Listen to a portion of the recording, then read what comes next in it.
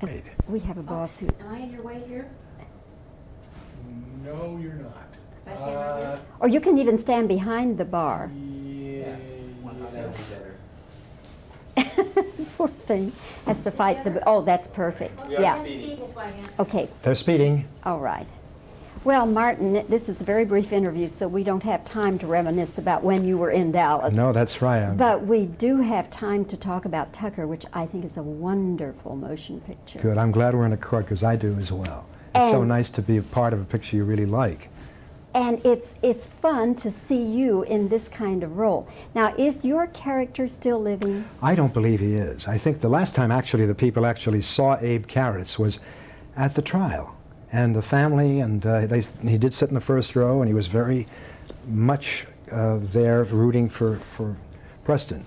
No, he hasn't been seen in a long time, and I assume just in terms of he was somewhat older than Preston at the time. Preston's been dead, of course, since the mid-50s, so a reasonably young man when he passed away.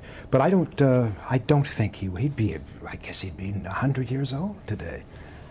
Did you talk to anybody about the kind of person he was? It's interesting because when I read the script, it just sort of jumped out at me and got me to thinking. We were rehearsing, and Alex Tremulous, who designed the car, the actual fellow, not Elias Koteas plays him in the film, but the actual designer came to visit us while we were in rehearsal. And I talked about Abe, and they said Abe was a very unusual guy because he grew on you. And I said, well, that's very much in keeping. So almost everything they said to me seemed to be in total sync with what I had kind of decided about the guy. I loved him.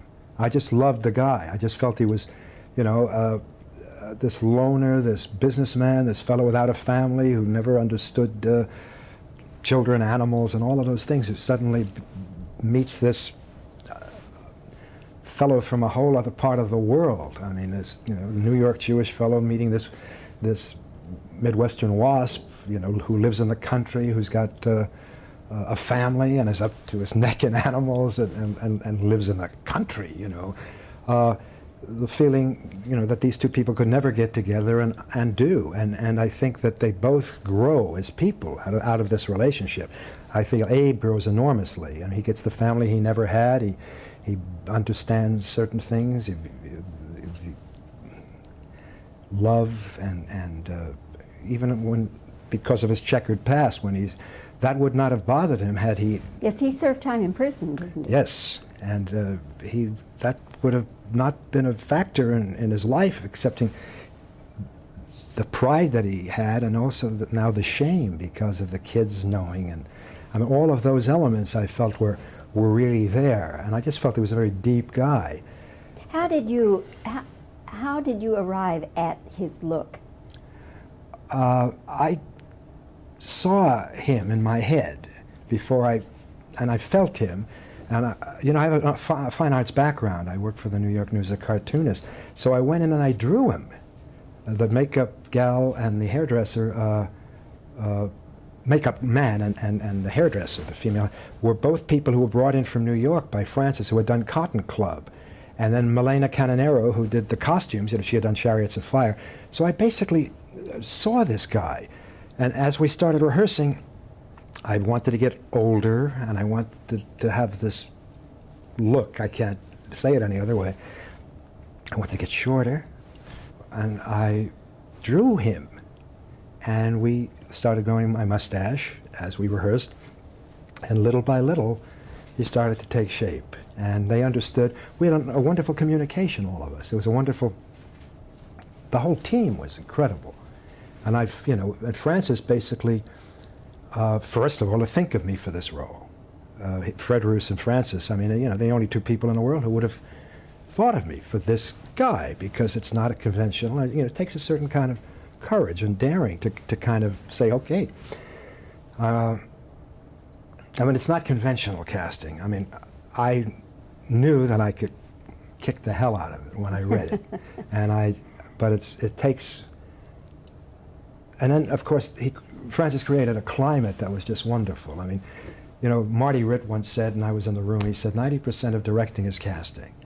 And if you get the right person, open the door and let them go. And basically that's what Francis did. He created a climate and let us play, you know, and Jeff and Joni, and I mean, we all loved each other. We had such a good time. Great production team, wonderful crew, and a great cast. And the results are there. Well, I mean, it's Francis, you know, and it's like we all felt we were working on something special. It's got style. I mean, it's you know, it's a picture without a car crash and explosion within 100 miles of it, and no TNA and none of this stuff. It's you know, Francis talked about Preston Sturgis and Capra and things, you know, and Francis being a stylist, you know, and it's nice to go to a film that you've been involved with and care about and walk out happy, you know. Well, Martin, we have used up our time. It goes so fast. It does go fast. But it's nice to see you, and especially your marvelous performance in Thank you so Tucker. much. Thank you, darling. Stop tape.